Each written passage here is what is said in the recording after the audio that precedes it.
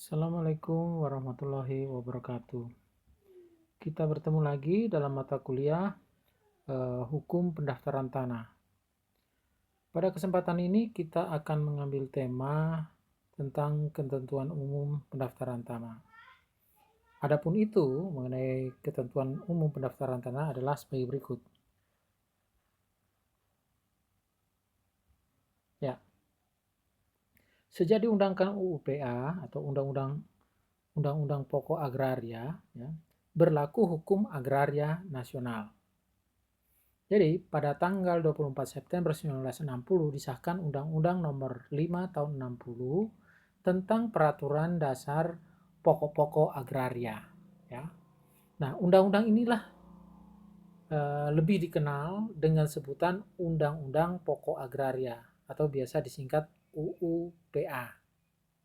Sejak diundangkan UU PA, berlakulah hukum agraria nasional yang mencabut peraturan dan keputusan yang dibuat pada masa pemerintahan Hindia Belanda, antara lain Agrarische Wet Stadblad 1970 nomor 55 dan Agrarische Besluit Stadblad 1870 nomor 118. Nah, tujuan diundangkan UU PA. Tujuan diundangkan UU PA sebagaimana dimuat dalam penjelasan umumnya yaitu: 1. Meletakkan dasar-dasar bagi penyusunan hukum agraria nasional yang akan merupakan alat untuk membawakan kemakmuran, kebahagiaan, dan keadilan bagi negara dan rakyat, terutama rakyat tani, dalam rangka masyarakat adil dan makmur. Kedua, meletakkan dasar-dasar untuk mengadakan kesatuan dan kesederhanaan hukum pertanahan.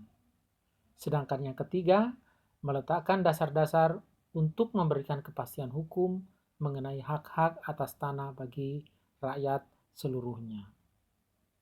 Nah, berikutnya.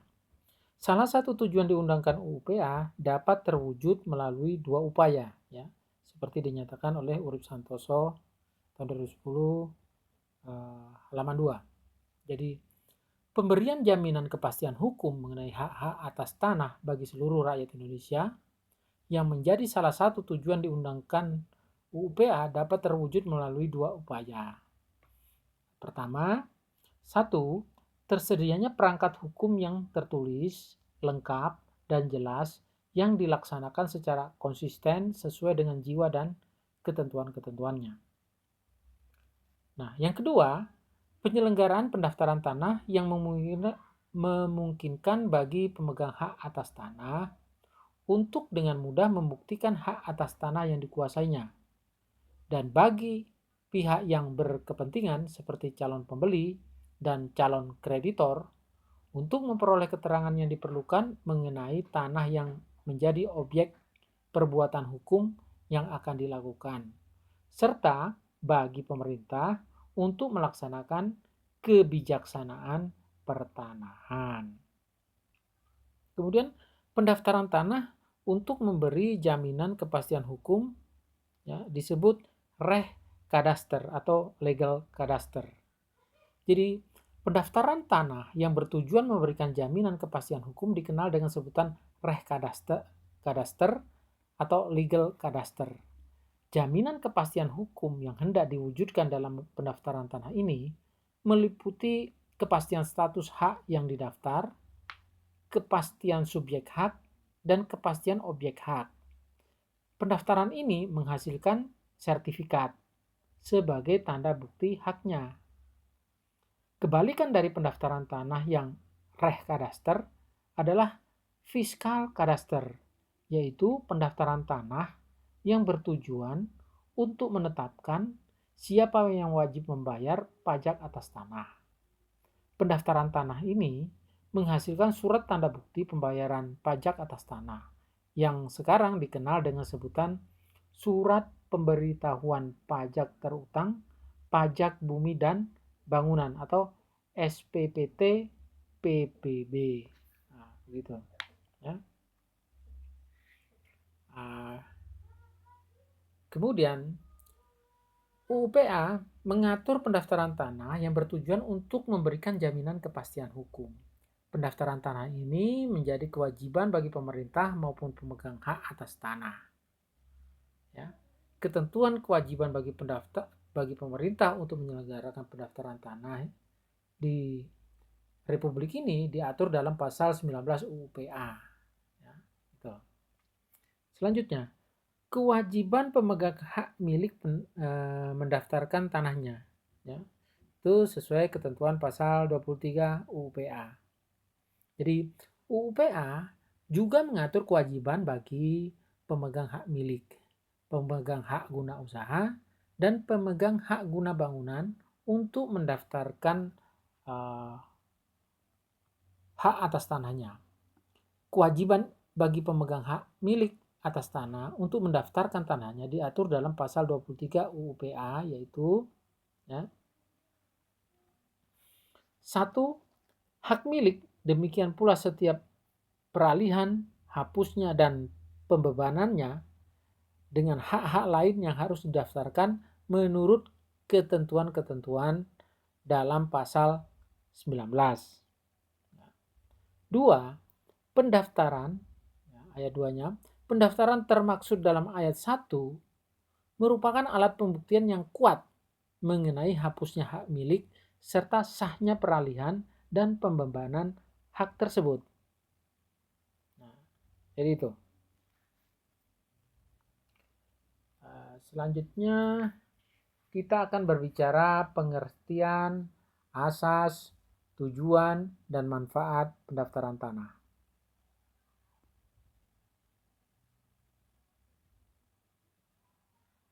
Ya.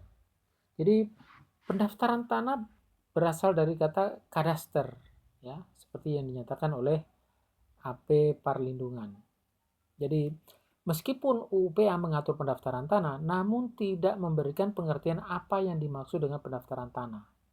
Begitu pula dalam peraturan pemerintah nomor 10 tahun 61 tentang pendaftaran tanah juga tidak memberikan pengertian apa yang dimaksud dengan pendaftaran tanah. Nah, menurut AP Parlindungan, ya, AP Parlindungan itu menyatakan bahwa pendaftaran tanah berasal dari kata kadaster, ya, kadaster dalam bahasa Belanda, yaitu suatu istilah teknis, suatu rekor atau rekaman, ya, menunjukkan kepada luas, nilai, dan kepemilikan, ya, atau lain-lain atas hak terhadap suatu bidang tanah. Kata ini berasal dari bahasa Latin atau yaitu capistarum, ya, capistratum, gitu, ya, yang berarti suatu register atau kapita atau unit yang diperbuat untuk pajak tanah Romawi. Ya, dalam hal ini capotatio torrens. Dalam arti yang tegas, kadaster adalah rekor atau lahan-lahan, nilai daripada tanah dan pemegang haknya, dan untuk kepentingan perpajakan. Dengan demikian, kadaster merupakan alat yang tepat yang memberikan uraian dan identifikasi tersebut dan juga sebagai continuous recording, artinya rekaman yang berkesinambungan dari hak atas tanah. Ya. Kemudian sebutan pendaftaran tanah seolah-olah tanah satu-satunya objek pendaftaran. Jadi sebutan pendaftaran tanah atau land registration, ya, menimbulkan kesan seakan-akan objek utama pendaftaran atau satu-satunya objek pendaftaran adalah tanah. Memang mengenai pengumpulan sampai penyajian data fisik, tanah yang merupakan objek pendaftaran yaitu untuk dipastikan letaknya, batas-batasnya, luasnya dalam peta pendaftaran, dan disajikan juga dalam daftar tanah. Kata kadaster yang menunjukkan pada kegiatan bidang fisik tersebut berasal dari istilah Latin capistratum yang merupakan daftar yang berisikan data mengenai tanah. Kemudian pengertian menurut pasal 1 ayat 1 Peraturan Pemerintah nomor 24 tahun 1997, yaitu serangkaian kegiatan yang dilakukan, ya, pengertian pendaftaran tanah baru dimuat dalam pasal 1 angka 1 peraturan pemerintah nomor 24 tahun 1997, yaitu serangkaian kegiatan yang dilakukan oleh pemerintah secara terus-menerus, berkesinambungan, dan teratur, meliputi pengumpulan, pengolahan, pembukuan, dan penyajian, serta pemeliharaan data fisik dan data yuridis dalam bentuk peta dan daftar mengenai bidang-bidang tanah dan satuan-satuan rumah susun, termasuk pemberian surat tanda bukti haknya bagi bidang-bidang tanah yang sudah ada haknya dan hak milik atas satuan rumah susun serta hak-hak tertentu yang membebani. Definisi pendaftaran tanah dalam peraturan pemerintah nomor 24 tahun 1997 merupakan penyempurnaan bagi ruang lingkup kegiatan pendaftaran tanah berdasarkan pasal 19 ayat 2 peraturan pemerintah nomor 10 tahun 61 yang hanya meliputi pengukuran, perpetaan, dan pembukuan, pendaftaran dan peralihan hak atas tanah, serta pemberian tanda bukti hak sebagai alat pembuktian yang kuat. Jadi itu. Kemudian apa ya?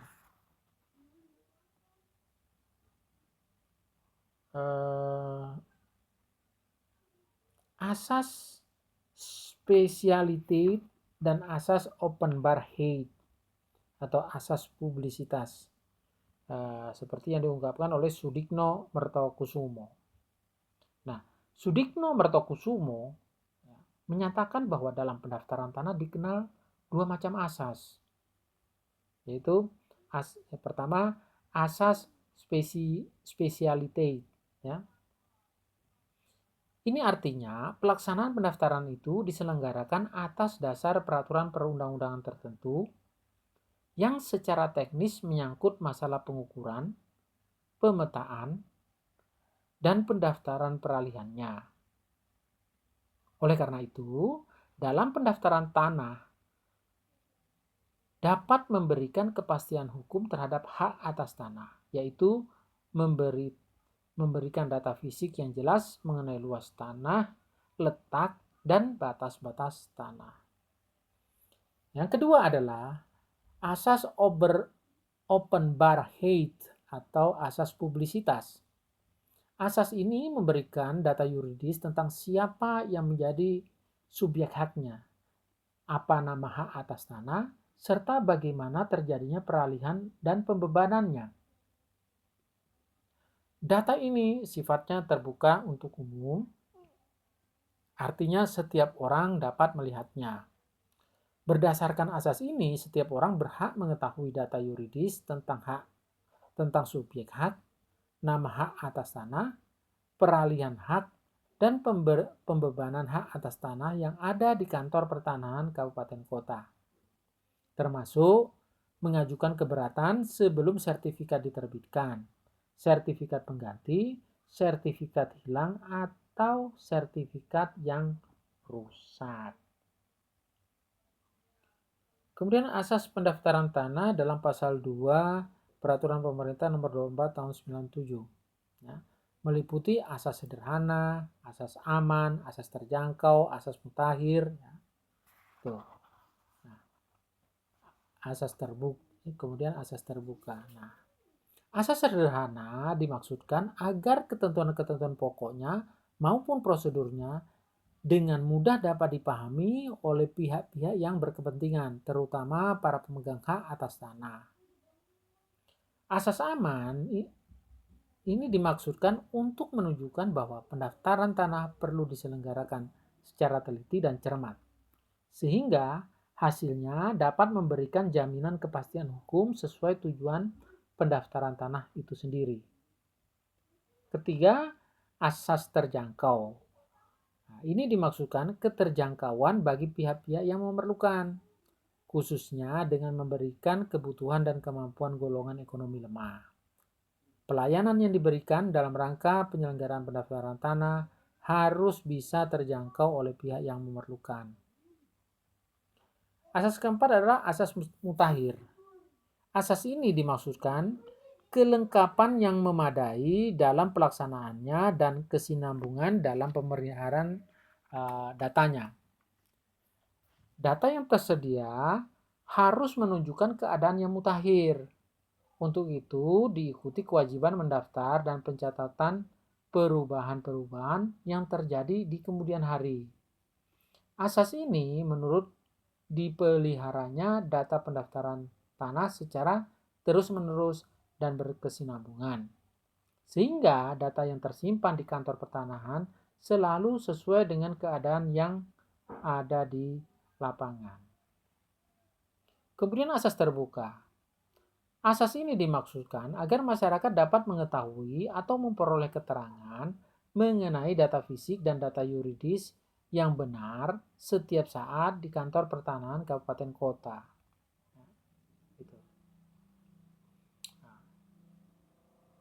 Kemudian kita berbicara jaminan kepastian hukum pendaftaran tanah. Jaminan kepastian hukum sebagai tujuan pendaftaran tanah meliputi satu, kepastian status hak yang didaftar.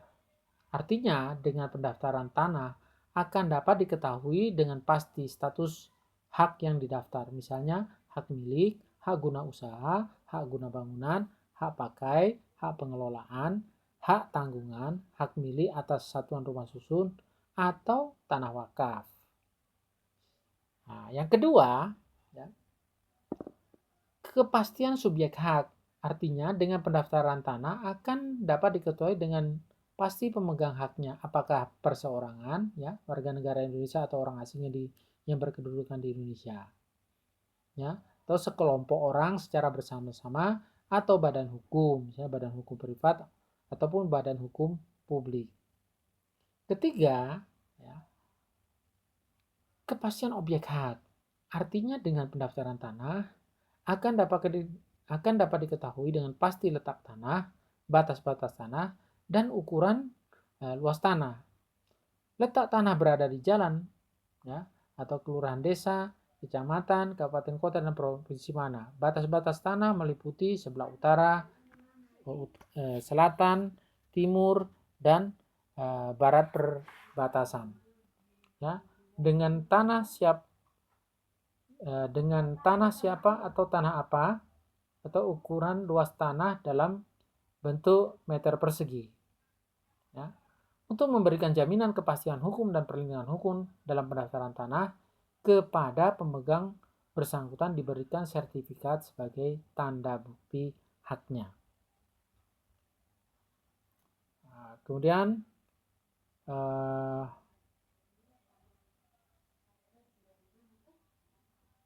untuk selanjutnya tadi kan kita berbicara tentang jaminan kepastian hukum. Nah, sekarang pihak-pihak yang memperoleh manfaat dengan diselenggarakan pendaftaran tanah, ya. Jadi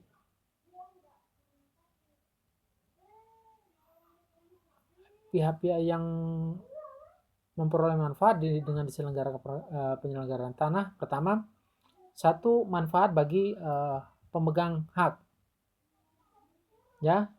Bagi pemegang hak itu memberikan rasa aman, dapat mengetahui dengan jelas data fisik dan data yuridisnya. Nah, kemudian memudahkan dalam pelaksanaan peralihan hak. Selanjutnya, harga tanah menjadi lebih tinggi. Selanjutnya lagi dapat dijadikan jaminan utang dengan dibebani hak tanggungan. Nah, yang terakhir, manfaat terakhir yaitu penetapan pajak bumi dan bangunan tidak mudah keliru. Nah, yang kedua, bagi pemerintah. Bagi pemerintah, manfaatnya adalah akan terwujud tertib administrasi pertanahan sebagai salah satu program catur tertib pertanahan. Selanjutnya, dapat memperlancar kegiatan pemerintahan yang berkaitan dengan tanah dalam pembangunan. Terakhir, ya, manfaat bagi pemerintah dapat mengurangi sengketa di bidang pertanahan, misalnya sengketa batas-batas tanah, pendudukan tanah secara liar. Kemudian, manfaat bagi calon pembeli atau kreditor. Bagi calon pembeli atau calon kreditor dapat dengan mudah memperoleh keterangan yang jelas mengenai data fisik dan data yuridis tanah yang akan menjadi objek perbuatan hukum mengenai tanah. Kemudian penyelenggaraan pendaftaran tanah. Nah, dalam pasal 19 ayat 1 UU PA, ya, dinyatakan bahwa yang mengadakan pendaftaran tanah di seluruh Indonesia adalah pemerintah. Namun, dalam pasal ini tidak menyebutkan instansi pemerintah mana yang mengadakan pendaftaran tanah tersebut. Begitu pula dalam pasal 1 Peraturan Pemerintah Nomor 10 Tahun 61 hanya menyebutkan bahwa pendaftaran tanah diselenggarakan oleh Jabatan Pendaftaran Tanah. Di penyelenggaraan pendaftaran tanah dalam pasal 19, bukan pasal 9 itu ya, pasal 19 ayat 3 UU PA, ya, bukan pasal 9 ya. Ini menyebutkan bahwa pendaftaran tanah diselenggarakan dengan mengingat keadaan negara dan masyarakat, keperluan lalu lintas sosial ekonomi, serta kemungkinan penyelenggaraannya menurut pertimbangan Menteri Agraria. Dalam penjelasan umum angka 4 Romawi UU PA dinyatakan pendaftaran tanah akan diselenggarakan dengan mengingat pada kepentingan serta keadaan negara dan masyarakat, lalu lintas sosial ekonomi, dan kemungkinan-kemungkinannya dalam bidang personel dan peralatannya. Oleh karena itu, akan didahulukan penyelenggaraan di kota-kota, lambat laun meningkat pada kadaster yang meliputi wilayah negara. Gitu ya. Kemudian, rakyat tidak mampu dibebaskan biaya pendaftaran tanah menurut pasal 19 ayat 4 UU PA. UU PA menetapkan bahwa bagi rakyat yang tidak mampu dibebaskan dari biaya pendaftaran tanah. Hal ini ditegaskan dalam pasal 19 ayat 4 UU PA yang menyatakan dalam peraturan pemerintah diatur biaya-biaya yang bersangkutan dengan pendaftaran tanah yang termaksud dalam ayat 1 di atas, dengan ketentuan bahwa rakyat yang tidak mampu dibebaskan dari pembayaran biaya-biaya tersebut. Dalam pelaksanaan pendaftaran tanah, pemerintah tidak mampu membebaskan seluruh biaya pendaftaran tanah yang menjadi kewajiban bagi pemohon pendaftaran tanah, disebabkan keterbatasan dana yang dimiliki oleh pemerintah. Pemerintah hanya dapat memberi subsidi biaya pendaftaran tanah kepada pemohon pendaftaran tanah.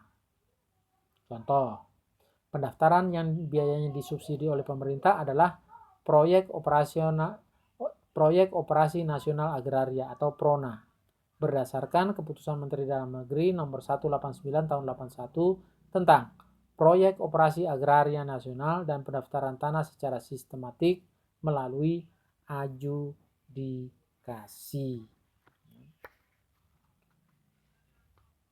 Oke. Kemudian pejabat-pejabat yang membantu Kepala Kantor Pertanahan Kabupaten Kota, yaitu PPAT. Ya, jadi dalam melaksanakan pendaftaran tanah, Kepala Kantor Pertanahan Kabupaten Kota dibantu oleh pejabat pembuat akta tanah atau PPAT dan pejabat lain yang ditugaskan untuk melaksanakan kegiatan-kegiatan tertentu menurut Peraturan Pemerintah Nomor 24 Tahun 1997 dan peraturan perundang-undangan yang bersangkutan. Pejabat-pejabat yang membantu Kepala Kantor Pertanahan Kabupaten Kota dalam pelaksanaan pendaftaran tanah adalah sebagai berikut. 1. Pejabat membuat akta tanah atau PPAT dalam pelaksanaan pendaftaran tanah adalah dalam hal pembuatan akta pemindahan hak dan akta pemberian hak tanggungan atas tanah atau hak milik atas satuan rumah susun. Selanjutnya, pejabat membuat akta ikrar wakaf atau PPAIF. Peran PPAIF dalam pelaksanaan pendaftaran tanah adalah dalam hal pembuatan akta ikrar wakaf tanah hak milik. Nah, ketiga, pejabat dari kantor lelang. Peran pejabat dari kantor lelang dalam pelaksanaan pendaftaran tanah adalah dalam hal pembuatan berita acara lelang atas hak atas tanah atau hak milik atas satuan rumah susun. Nah, yang keempat, panitia adjudikasi. Peran panitia adjudikasi dalam pelaksanaan pendaftaran tanah adalah dalam hal pendaftaran tanah secara sistematik. Semua kegiatan dalam pendaftaran tanah secara sistematik dari awal hingga penandatanganan sertifikat hak atas tanah dilaksanakan oleh panitia adjudikasi. Baik. Selanjutnya kita akan berbicara tentang objek pendaftaran tanah.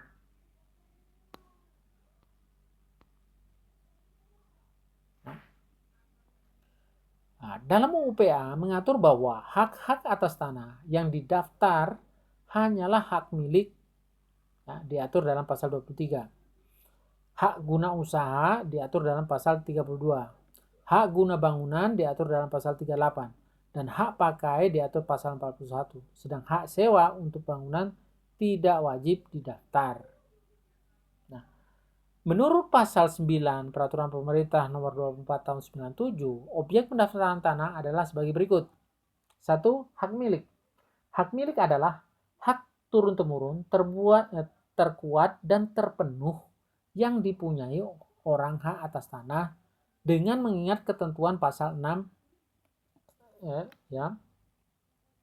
pasal 20 ayat 1 UUPA.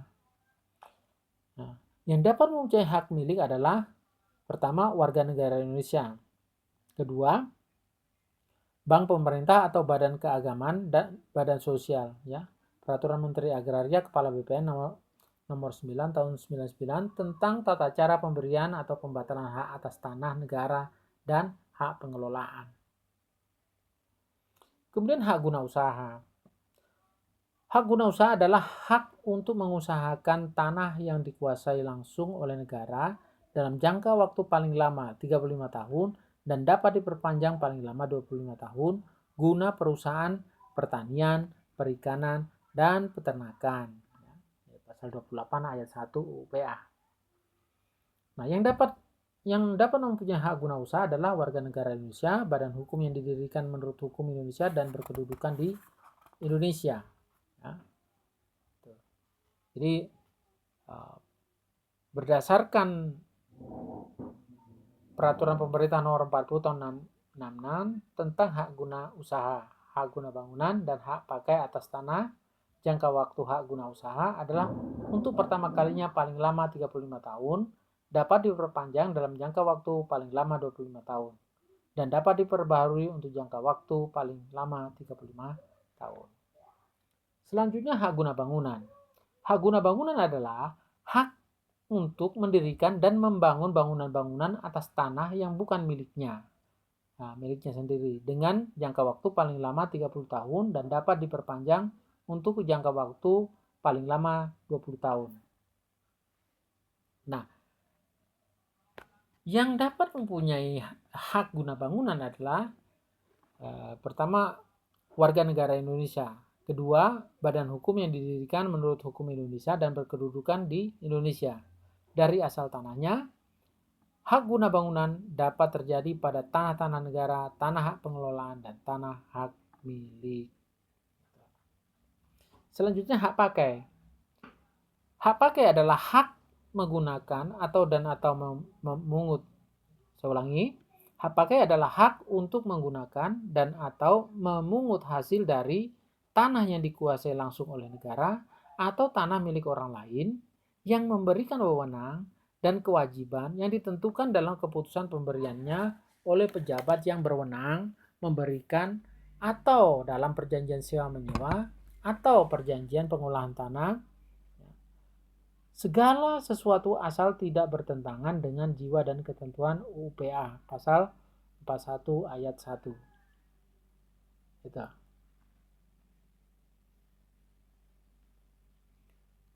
Selanjutnya apakah ya? Nah, hak pakai ada yang diberikan untuk jangka waktu dan tidak ditentukan, dan ada yang diberikan untuk jangka waktu yang ditentukan. Hak pakai diberikan untuk jangka waktu yang tidak ditentukan selama tanahnya digunakan untuk keperluan tertentu, diberikan kepada departemen atau lembaga pemerintah non-departemen, pemerintah daerah, perwakilan negara asing, perwakilan badan internasional, badan keagamaan, dan badan sosial. Selanjutnya hak pengelolaan. Hak pengelolaan menurut pasal 1 angka 2 Peraturan Pemerintah nomor 40 tahun 1996, Yunto pasal 1 angka 4 Peraturan Pemerintah nomor 24 tahun 97, Yunto pasal 1 angka 3 Peraturan Menteri Agraria Kepala BPN nomor 31 tahun 99, Yunto pasal 1 angka 3 Permen Agraria Kepala BPN nomor 9 tahun 1999 adalah hak menguasai dari negara yang kewenangan pelaksanaannya sebagian dilimpahkan kepada pemegang haknya. Tanah wakaf. Tanah wakaf, wakaf tanah hak milik diatur dalam pasal 9 ayat 3 UU PA, yaitu perwakafan tanah milik dilindungi dan diatur dengan peraturan pemerintah. Kemudian hak milik atas satuan rumah susun. Satuan rumah susun adalah rumah susun yang tujuan peruntukan utamanya digunakan secara terpisah sebagai tempat hunian yang mempunyai sarana penghubung ke jalan umum. Pasal 1 angka 2 Undang-Undang nomor 16 tahun 1985. Hak milik atas satuan rumah susun adalah hak milik atas satuan yang bersifat perseorangan dan terpisah, meliputi juga hak atas bagian bersama, benda bersama, dan tanah bersama yang semuanya merupakan satu kesatuan yang tidak terpisahkan dengan kesatuan bersangkutan, yaitu pasal 8 ayat 1, ayat 3, Undang-Undang nomor 16 tahun 1985. Kemudian hak tanggungan. Hak tanggungan adalah hak jaminan yang dibebankan kepada hak atas tanah sebagaimana yang dimaksud dalam Undang-Undang nomor 5 tahun 60 tentang Peraturan Dasar Pokok-pokok Agraria.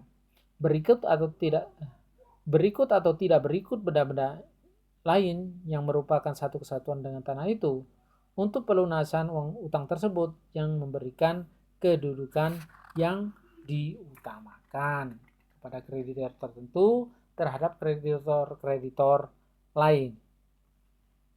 Nah, yang terakhir, tanah negara. Tanah negara atau tanah yang dikuasai langsung oleh negara adalah tanah yang tidak dipunyai dengan sesuatu hak atas tanah, ya, sebagaimana pasal 1 angka 3 Peraturan Pemerintah nomor 24 tahun 1997. Nah, dalam hal tanah negara sebagai objek pendaftaran tanah, pendaftarannya dilakukan dengan cara membukukan bidang tanah yang merupakan tanah negara dalam daftar tanah, gitu.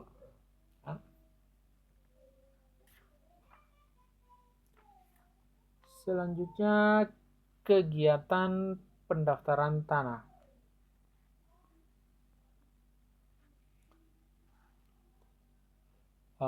Menurut pasal 19 ayat 2 UU PA, kegiatan pendaftaran tanah yang dilakukan oleh pemerintah meliputi A. Pengukuran, pemetaan, dan pembukuan. B. Pendaftaran hak-hak atas tanah dan peralihan hak-hak tersebut. C. Kegiatan pendaftaran jadi hanya 3 tadi itu, ya. Pemberian hak bukti hak yang berlaku sebagai alat pembuktian. Nah, kemudian kegiatan pendaftaran tanah untuk pertama kali atau offset initial registration, ya, meliputi 2 hal. Jadi kegiatan pendaftaran tanah menurut pasal 19 ayat 2 UU PA dijabarkan lebih lanjut dalam peraturan pemerintah nomor 24 tahun 97, yaitu 1. Kegiatan pendaftaran tanah untuk pertama kali atau offset atau initial registration.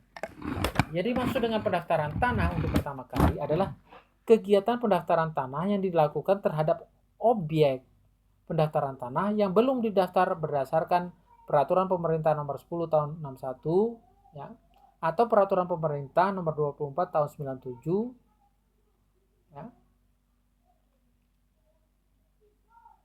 Ya.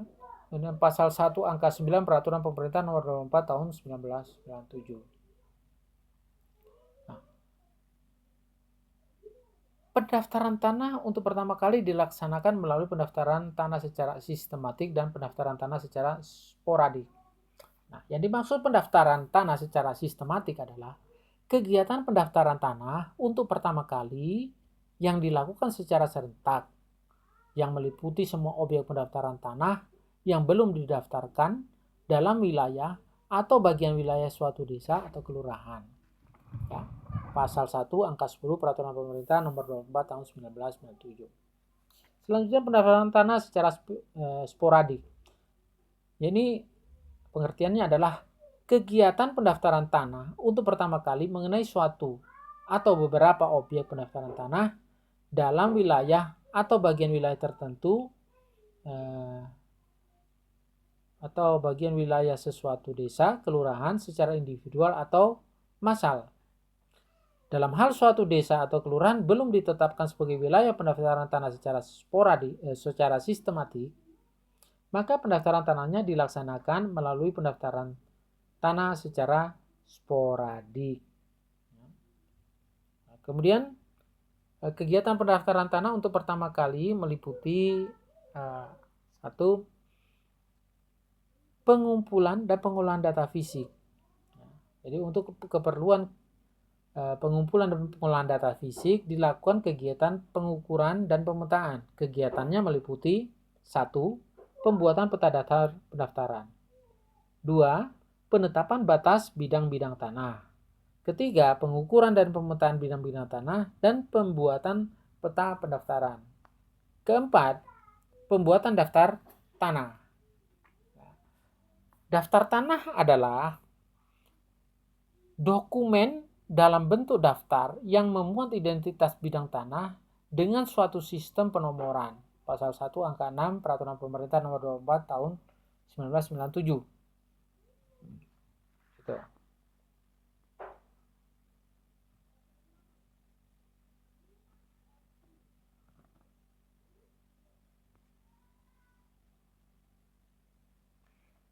Pembuatan satu, dua,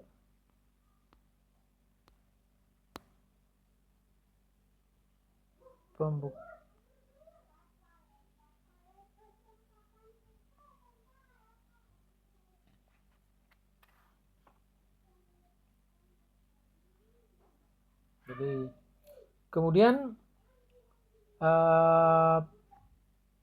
kita berbicara pembuatan ada 5 tadi kan ya, jadi itu. Kemudian kegiatan pendaftaran tanah atau pemeliharaan data pendaftaran atau tanah bid holding atau maintenance. Nah, yang dimaksud dengan pemeliharaan data pendaftaran tanah adalah kegiatan pendaftaran tanah untuk menyesuaikan data fisik dan data yuridis dalam peta pendaftaran, daftar tanah, daftar nama, surat ukur, buku tanah, dan sertifikat dengan perubahan-perubahan yang terjadi kemudian. Ya, sesuai pasal 1 angka 12 Peraturan Pemerintah Nomor 24 Tahun 97. Kemudian pendaftaran pemeliharaan data pendaftaran tanah dilakukan apabila terjadi perubahan data fisik atau data yuridis objek pendaftaran tanah yang telah terdaftar. Pemegang hak yang bersangkutan wajib mendaftarkan perubahan data fisik atau data yuridis tersebut kepada kantor pertanahan kabupaten kota setempat untuk dicatat dalam buku buku tanah dalam ini. Nah, pengertian buku tanah sendiri adalah dokumen dalam bentuk daftar yang memuat data yuridis dan data fisik suatu objek pendaftaran tanah yang sudah ada haknya, begitu. Nah, kemudian kegiatan pemeliharaan data pendaftaran tanah terdiri atas 1. Pendaftaran peralihan atau pembebanan hak. Pendaftaran peralihan atau pembebanan hak ini meliputi 6 hal. 1. Pemindahan hak. 2. Pemindahan hak dengan lelang. 3. Peralihan hak karena pewarisan. 4. Peralihan hak karena penggabungan atau peleburan perseroan atau koperasi. 5. Pembebanan hak. 6. Penolakan pendaftaran peralihan dan pembebanan hak. Nah, yang B ini pendaftaran perubahan dan pendaftaran tanah. Pendaftaran perubahan data perubahan tanah meliputi 1. Perpanjangan jangka waktu hak atas tanah. 2. Pemecahan, pemisahan, dan penggabungan bidang tanah. 3. Pembagian hak bersama. Sementara yang 4, hapusnya hak atas tanah dan hak milik atas satuan rumah susun. Kemudian yang kelima, peralihan dan hapusnya hak tanggungan. Keenam, perubahan data pendaftaran tanah berdasarkan putusan atau penetapan pengadilan. Yang ketujuh, perubahan nama. Ya. Selanjutnya kita berbicara pembuktian hak dalam pendaftaran tanah. Jadi dalam pasal 23 Peraturan Pemerintah Nomor 24 Tahun 97 dinyatakan bahwa dalam rangka memperoleh kebenaran data yuridis bagi hak-hak yang baru dan untuk keperluan pendaftaran, hak dibuktikan dengan pertama, hak atas tanah baru dibuktikan dengan 1. Penetapan pemberian hak dari pejabat yang berwenang memberikan hak yang bersangkutan menurut ketentuan yang berlaku apabila pemberian hak tersebut berasal dari tanah negara atau tanah pengelolaan. Kedua, asli akta PPAT yang memuat pemberian hak tersebut oleh pemegang hak milik kepada penerima hak yang bersangkutan apabila mengenai hak guna bangunan dan hak pakai atas hak milik. Berikutnya, hak pengelolaan dibuktikan dengan penetapan pemberian hak pengelolaan oleh pejabat yang berwenang. Nah, penetapan pemberian hak pengelolaan berupa diterbitkannya surat keputusan pemberian hak pengelolaan oleh Kepala Badan Pertanahan Nasional Republik Indonesia. Mekanisme pemberian hak pengelolaan diatur dalam Peraturan Menteri Agraria Kepala BPN Nomor 9 Tahun 199. Kemudian tanah wakaf dibuktikan dengan ikrar wakaf. Yang dimaksud dengan ikrar wakaf adalah akta ikrar wakaf sebagaimana dimaksud dalam Peraturan Pemerintah Nomor 28 Tahun 97 tentang perwakafan tanah milik. Kemudian hak milik atas satuan rumah susun dibuktikan dengan akta pemisahan. Nah, hak milik atas satuan rumah susun adalah hak pemilikan individual atas atas satuan rumah susun tertentu yang meliputi dan merupakan satu kesatuan yang tidak terpisahkan dengan hak bersama atas apa yang disebut bagian bersama, benda bersama, dan tanah bersama tempat bangunan rumah susun itu didirikan. Pembukuan hak milik atas satuan rumah susun dilakukan berdasarkan akta pemisahan yang menunjukkan satuan rumah susun yang mana dimiliki dan berapa bagian proporsional pemiliknya atas benda-benda yang dihaki atau yang dimiliki haknya bersama tersebut. Nah, itu. Kemudian pemberian hak tanggungan dibuktikan dengan akta pemberian hak tanggungan. Yang dimaksud dengan akta pemberian hak tanggungan adalah akta pemberian hak tanggungan sebagaimana dimaksud dalam Undang-Undang Nomor 4 Tahun 1996. Akta pemberian hak tanggungan menurut pasal 1 angka 5 Undang-Undang Nomor 4 Tahun 1994 adalah akta PPAT atau pejabat pembuat akta tanah yang berisi pemberian hak tanggungan kepada kreditor tertentu sebagai jaminan pelunasan piutangnya.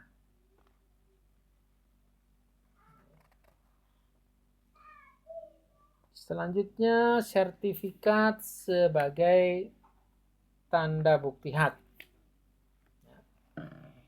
Nah,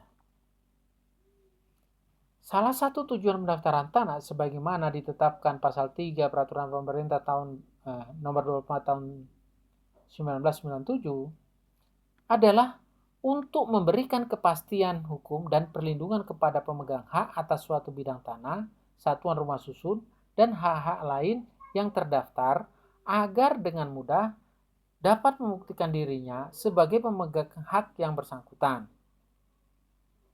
Kemudian, surat tanda bukti hak atas tanah yang didaftar dinamakan sertifikat pasal 13 ayat 3 Peraturan Pemerintah nomor 10 tahun 1961. Nah, ini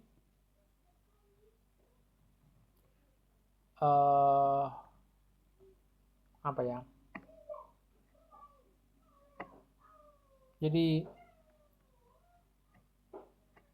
baru pada pasal 13 ayat 3 Peraturan Pemerintah nomor 10 tahun 61 dinyatakan bahwa surat tanda bukti hak atas tanah yang didaftar dinamakan sertifikat, yaitu salinan buku tanah dan surat ukur setelah dijahit menjadi satu bersama-sama dengan suatu kertas sampul yang bentuknya ditetapkan oleh Menteri Agraria.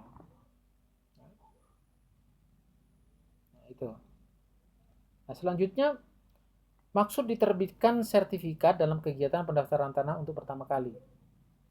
Maksud diterbitkan sertifikat dalam kegiatan pendaftaran untuk pertama kali adalah agar pemegang hak dengan mudah dapat membuktikan bahwa dirinya sebagai pemegang haknya. Sertifikat yang diterbitkan untuk kepentingan pemegang hak yang bersangkutan sesuai dengan data fisik dan data yuridis yang telah didaftar dalam buku tanah. Ya. Nah, kemudian macam-macam sertifikat berdasarkan objek pendaftaran tanah dalam Peraturan Pemerintah nomor 40 tahun 96 dan Peraturan Pemerintah nomor 24 tahun 97, yaitu meliputi 1.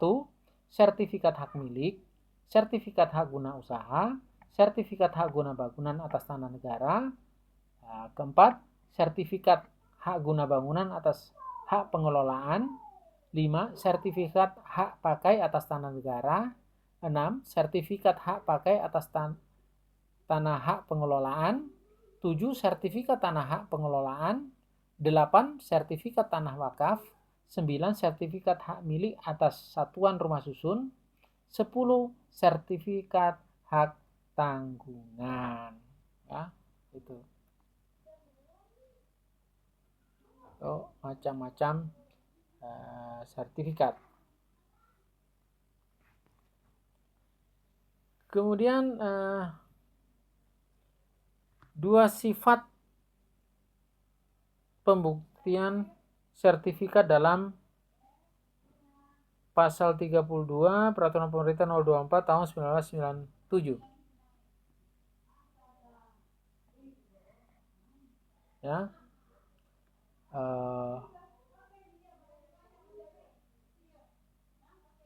Satu, sertifikat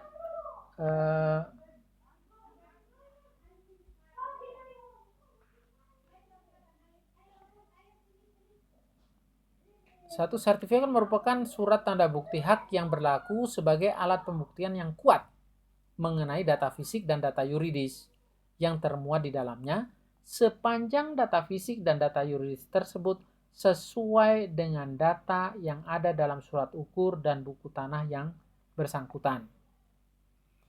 Kedua, dalam hal atas suatu bidang tanah sudah diterbitkan sertifikat secara sah atas nama orang atau badan hukum yang memperoleh tanah tersebut dengan itikat baik dan secara nyata menguasainya, maka pihak lain yang merasa mempunyai hak atas tanah itu tidak dapat lagi menuntut pelaksanaan hak tersebut apabila dalam waktu 5 tahun sejak diterbitkannya sertifikat itu tidak mengajukan keberatan secara tertulis kepada pemegang sertifikat dan kepada kepala kantor pertanahan yang bersangkutan ataupun mengajukan gugatan ke pengadilan mengenai penguasaan tanah atau penerbitan sertifikat. Ya. Kemudian ya, dalam waktu 5 tahun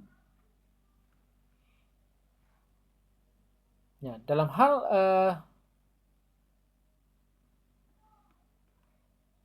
seorang ya,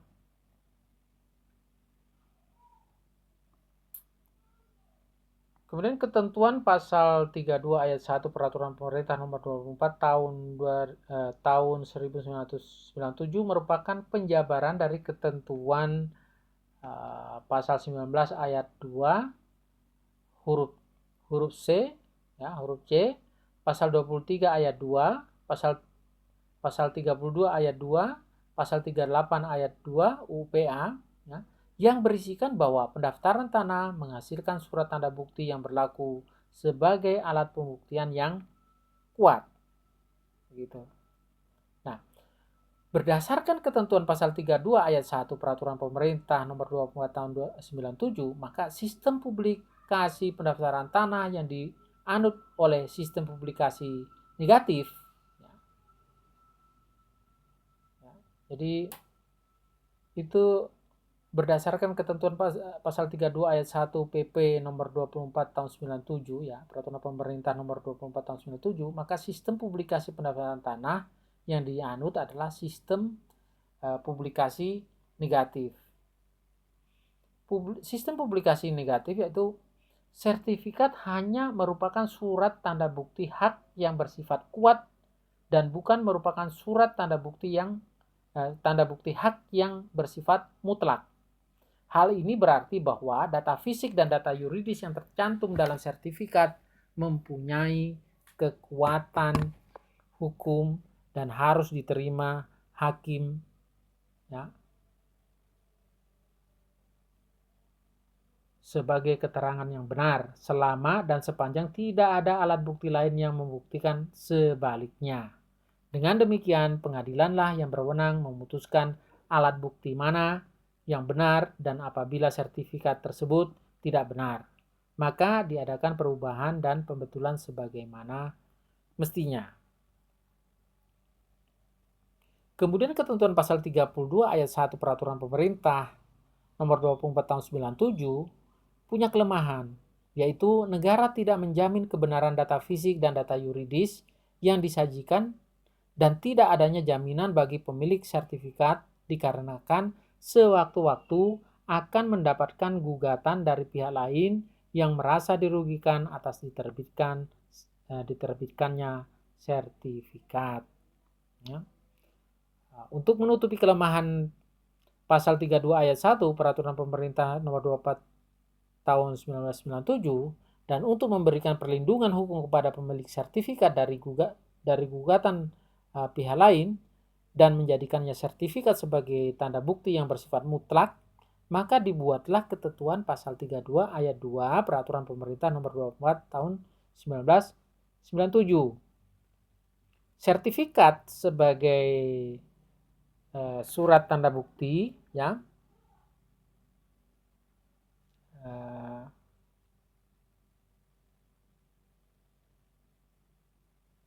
saya ulangi, sertifikat sebagai surat tanda bukti hak yang bersifat mutlak apabila memenuhi unsur-unsur secara kumulatif, yaitu 1.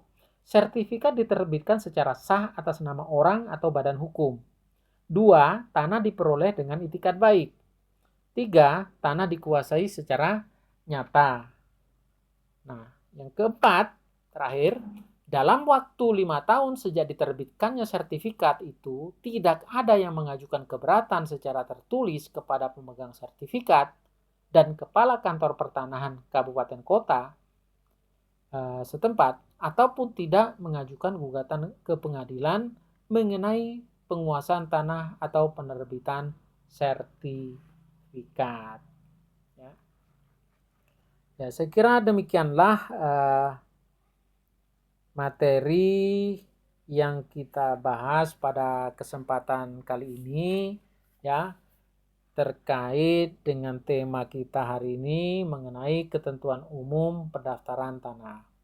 Untuk itu saya akhiri dulu pertemuan kita pada kesempatan ini dengan akhir kata wassalamualaikum warahmatullahi wabarakatuh.